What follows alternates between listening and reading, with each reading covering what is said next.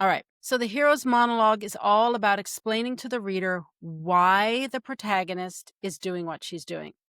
Because if that's not clear, the reader is going to get confused.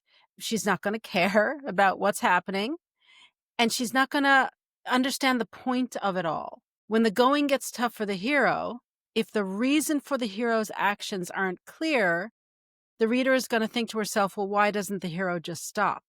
Right? There's got to be a logical reason that the reader understands that the hero cannot stop going after their object of desire. Otherwise, they will give up. Right? And you haven't got a story. Right? Your story's going to be really short. All right. So the why, the reason that the character is doing what they're doing, and I want you to really listen to this closely because it's important.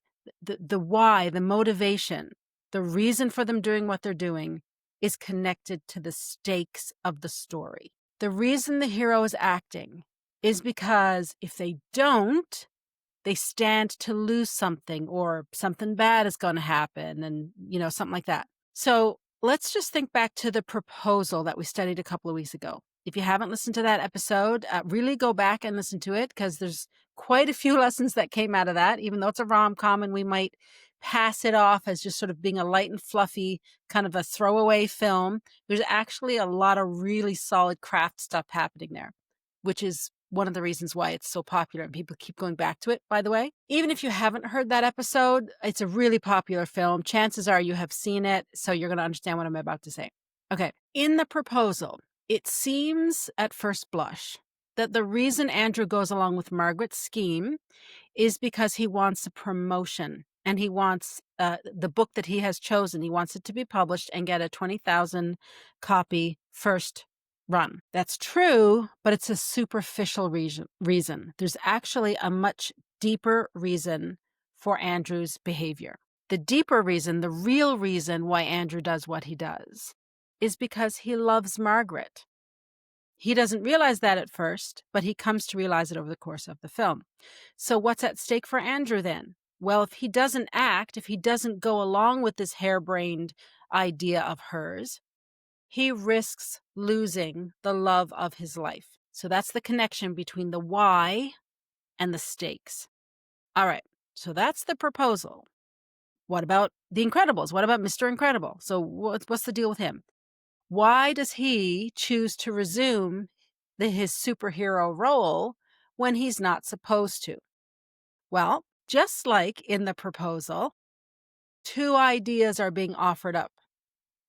One is more superficial and one is deeper. However, unlike the proposal, there isn't a big long speech where Bob articulates all of his reasons, right? He does have a bit of dialogue, or a bit of a monologue at an hour and a half into the movie, but this is his epiphany. This is the scene where he and the whole family are captives of syndrome, and they're all in this sort of crazy electrical thing that they're hanging in the air, and Violet gets out and saves them all.